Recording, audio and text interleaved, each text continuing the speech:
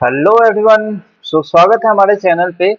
तो आपको जैसा पता है कि छत्तीसगढ़ में अभी जो काउंसलिंग चल रहा है, जो कल से सेकेंड राउंड का चॉइस फिलिंग स्टार्ट होने वाला है। ठीक है, जो कल से सेकेंड राउंड का चॉइस फिलिंग कल से स्टार्ट होने वाला है। ठीक है, 9 सितंबर से आपका चॉइस फिलिंग स्टार्ट होगा। ठीक है, उससे पहले आपको सीट मैट्रिक्स आपका आज या कल में आपको अपलोड हो जाएगा।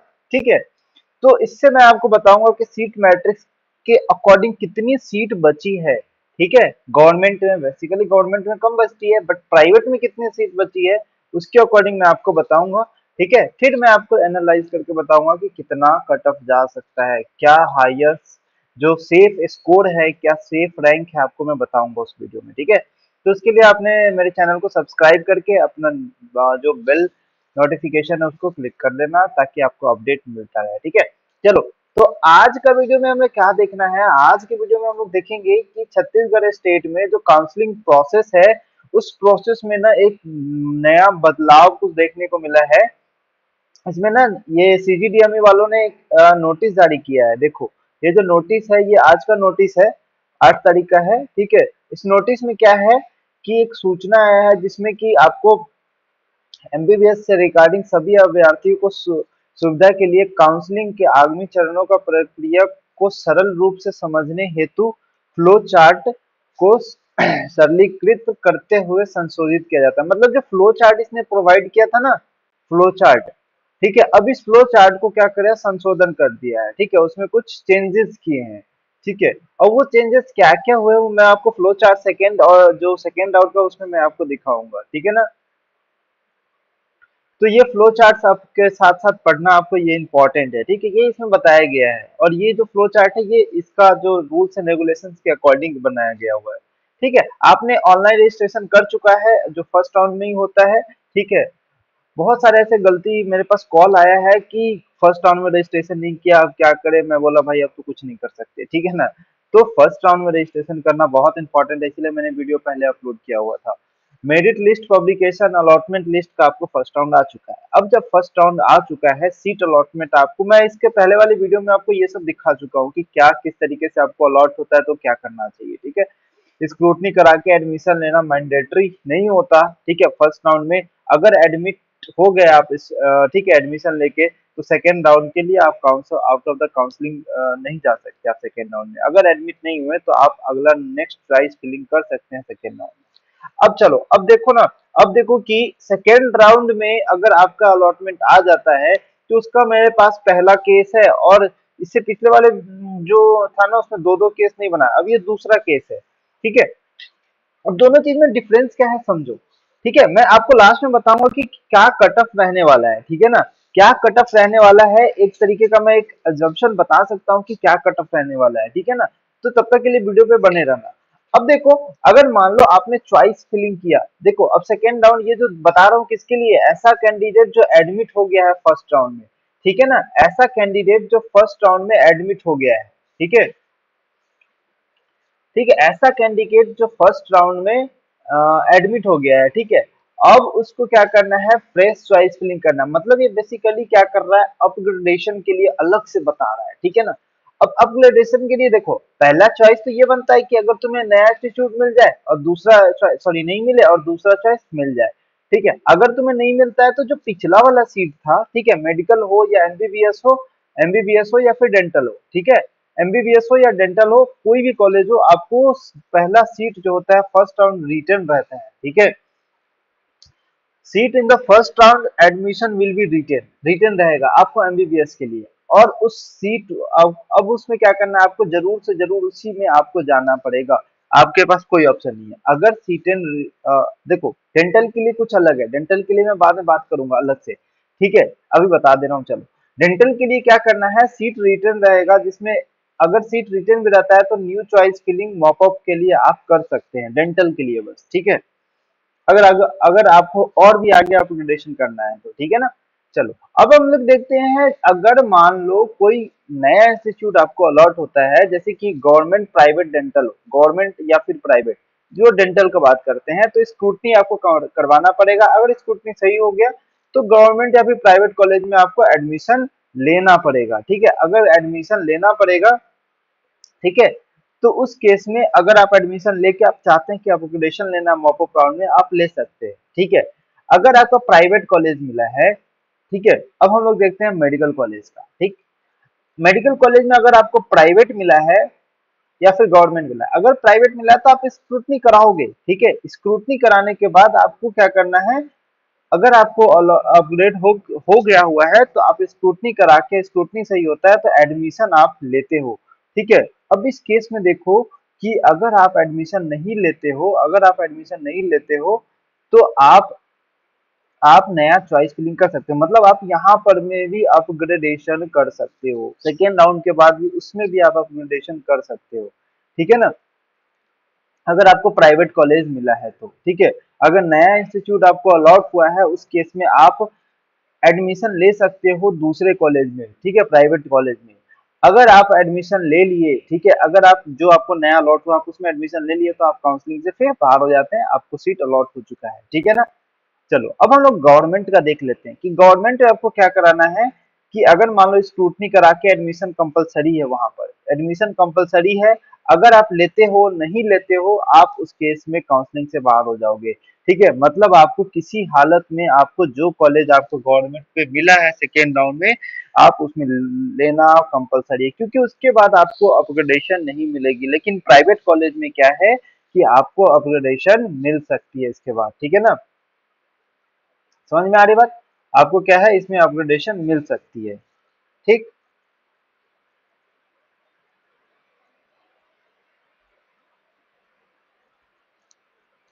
ठीक है ना। चलो अब देखो, अब अगला केस देखते हैं हम लोग।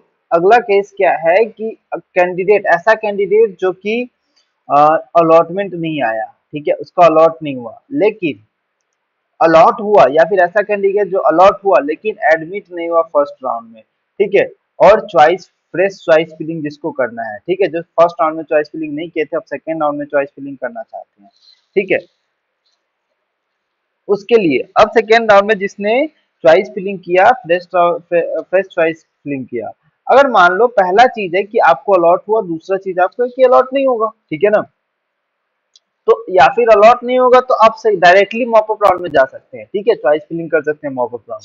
बात करते हैं अगर आपको अलॉट होता है, पहली बात है कि आपको गवर्नमेंट मेडिकल कॉलेज अब अलॉट होता है, दूसरी बात आपको प्राइवेट, और तीसरी बात गवर्नमेंट डेंटल। तो पहले हम लोग बात करते हैं scrutiny, sorry, government medical college में आपको स्क्रूटनी करवाना कंपलसरी। अगर स्क्रूटनी सही नहीं रहा, अगर आप रिपोर्ट भी नहीं करते हैं तो, अगर आप किसी केस में रिपोर्ट नहीं करते हैं, अगर आप किसी केस में रिपोर्ट नहीं करते हैं तो आप काउंसलिंग से बाहर कर हो जाओगे, आपको रिपोर्ट करना जरूरी है, ठीक है ना, बहुत इंपॉर्टेंट है, आपको रिपोर्ट करना जरूरी है। अगर देखो स्क्रूटनी सही रहा तो आपका एडमिशन मैंडेटरी है, ठीक है, एडमिशन मैंडेटरी है, और उस केस में आपको एडमिशन लेना ही पड़ेगा, ठीक है, उस केस में आपको एडमिशन लेना ही पड़ेगा, ठीक है ना। इस केस में आपको किसी भी तरीके का, मुझे तो यहाँ नहीं दिख रहा कि किसी भी कंडीशन में आपको अपग्रेडेशन का कोई चांस ले रहा है, ठीक है। यहाँ पर मैं साफ साफ लिखा है, अगर आप एडमिट होते हैं या नहीं होते हैं, दोनों केस में आप काउंसलिंग से बाहर हो जाओगे, मतलब आपको कॉलेज मिलती है और आप जाते हो या नहीं जाते हो, एडमिशन लेते हो या नहीं लेते हो, उस केस में आप काउंसलिंग से बाहर हो जाओगे। नेक्स्ट है प्राइवेट कॉलेज का, उस केस में आपको कंपलसरी है कि आप स्क्रूटनी कराओ, एडमिशन कराओ, एडमिशन कराने के बाद आपने एडमिट ले लिया तो आप काउंसलिंग से बाहर हो जाओगे। अगर एडमिशन कराने के बाद आपने नहीं एडमिट लिया, उसके बाद आप नया चॉइस फिलिंग करके आप अपग्रेडेशन के लिए डाल सकते हो, ठीक है ना। गवर्नमेंट डेंटल और प्राइवेट डेंटल की बात कर ले तो स्क्रूटनी कंपलसरी है, स्क्रूटनी करा के आपका सब कुछ स्क्रूटनी सही रहा तो एडमिशन लेना ही पड़ेगा, ठीक है, ठीक है, स्क्रूटनी लेना ही पड़ेगा, ठीक है, सॉरी, एडमिशन लेने के बाद आपका मन है कि mop up round, only MBBS course available, ठीक है, मॉपअप राउंड के लिए बस क्या है आपको, मॉपअप राउंड आपके लिए ना बस ये, हाँ, आप फिर मॉपअप राउंड में आप जा सकते हो, ठीक है ना।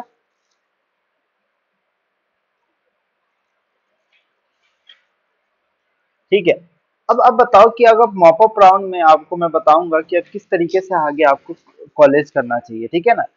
तो आपको उसी तरीके से फिर वही है, चॉइस फिलिंग आपका आना चाहिए, सेम चीज आपका रहेगा, ठीक है ना। उस केस में अगर आपको फर्स्ट और सेकेंड राउंड में एडमिशन, फर्स्ट देखो यहाँ पर बहुत बड़ी चेंजेस आई है कि यहाँ पर मैं आपको फर्स्ट एंड सेकेंड राउंड का जो एडमिशन है वो आपको रिटेन रहेगा, अगर कोई भी अलॉटमेंट नहीं रहा तो, ठीक है ना। अगर मान लो आपका फर्स्ट राउंड में आपका कोई एडमिशन लिया और आपने क्या किया, उसको अपग्रेडेशन में डाल दिया, वो भी नहीं हुआ तो आपका भी वो फिर से अपग्रेडेशन में डाल दिया, तो वो जो कॉलेज मान लो एक्स मिला था, अब ये कॉलेज वाई मिला है, तो ये एक्स और वाई दोनों कॉलेज का जो सीट रहेगा आपका रिटेन रहेगा टिल मॉप अप राउंड, ठीक है, अगर आपका कोई नहीं रहता है तो, ठीक है। अगर उसमें आपको जाके एडमिशन लेना पड़ेगा, ठीक है। अगर मेडिकल कॉलेज की बात करें तो अगर मान लो आपको स्क्रूटनी अनफिट रहा या फिर रिपोर्ट नहीं किए तो काउंसलिंग से बाहर हो जाओगे, स्क्रूटनी सही है तो आप इस केस में आपको एडमिशन लेना ही पड़ेगा, किसी भी तरीके का अपग्रेडेशन नहीं होता मॉप अप राउंड में, ठीक है। तो जो अपग्रेडेशन होगा आपको सेकेंड या थर्ड राउंड में अपग्रेडेशन होता है, ठीक है ना, सेकेंड या थर्ड राउंड में ही आपका अपग्रेडेशन होगा, ठीक है। तो आपको बात समझ में आ गई किस तरीके से करनी है, ठीक है। अब मैं यहाँ पर मैं आपको थोड़ा सा बता देता हूँ कि आपको कट ऑफ क्या रहने वाला है, ठीक है। कट ऑफ आपको मैं बता देता हूँ कि किस तरीके से रहेगा, है ना, क्योंकि देखो थोड़ा सा मैं यहाँ पर मैं कट ऑफ हाई जाने वाला है, आप इस तरीके से आप प्रिपेयर रहे, ठीक है। मैं क्यों बता रहा हूँ, क्योंकि बहुत सारे लोग है ना वो अलग अलग स्टेट से भी बिलोंग करते हैं और अलग अलग स्टेट में वो काउंसलिंग कर रहे होंगे, तो उनके लिए थोड़ा सा आसान हो जाएगा कि भाई छत्तीसगढ़ में क्या चल रहा है, ठीक है ना, कि भाई छत्तीसगढ़ में क्या चल रहा है। हम बात करते हैं अनरिजर्व प्राइवेट के लिए, ठीक है। अनरिजर्व प्राइवेट के लिए अगर बात करते हैं तो हम अनरिजर्व प्राइवेट के लिए आपको बताया था कि 570 प्लस अभी मान के चलो आप, ठीक है, ठीक है, 570 प्लस। अनरिजर्व आप 470 मान के चलो, अगर यू अनरिजर्व स्टेट कोटा के लिए, ठीक है, और ये मैं बता रहा हूँ मैनेजमेंट कोटा के लिए, ठीक है। अगर state quota plus management quota अगर ओबीसी हो, ठीक है, ओबीसी हो तो आप मान के चलो 300 प्लस आप मान के चलो, ठीक है। ये आपका कट ऑफ रेंज आपका रहने वाला है, ठीक है। ये प्राइवेट के लिए, ये आपको हो गया प्राइवेट के लिए। अगर हम लोग बात करें गवर्नमेंट के लिए, ठीक है ना, गवर्नमेंट के लिए अगर हम लोग बात करते हैं तो आपको अगर जीएमसी महासमुंद में बात करें तो इस राउंड में आपको 598 पे क्लोज हुआ है, ठीक है ना, 598 मार्क्स पे क्लोज हुआ है, ठीक। अगर हम लोग बात देख लेते हैं कि 598 तो जहां तक अनुमानित है कि ये थोड़ा सा कट ऑफ नीचा जाएगा, तो 580 प्लस आप मान के चलो कि आपका मार्क्स है, तो आपको जनरल में, ठीक है, जनरल अनरिजर्व आपका जो जनरल है, ठीक है, 590 580 या 85, ठीक है। ये अगर मैं रेंज में बात करूं 580 से 590, ठीक है ना, 590 ये रेंज में अगर रहता है तो आप सेफ साइड में है, आपको सीट मिल सकती है, ठीक है, गवर्नमेंट में, है ना। बाकी डिटेल कट ऑफ आपको तभी आएगी जब आपका सीट मैट्रिक्स आ जाता है, फिर मैं आपको उसमें एनालाइज करके बताऊंगा। जब आपका सीट मैट्रिक्स आएगा तो आपको टोटल बात आपको क्लियर होगा कि हाँ कितनी सीट बची है, क्या हो सकता है आगे, ठीक है।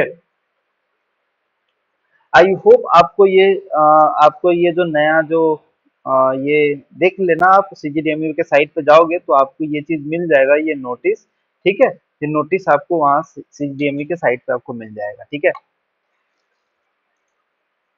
ठीक है। चलिए मिलते हैं हम लोग नेक्स्ट वीडियो में। Thank you so much.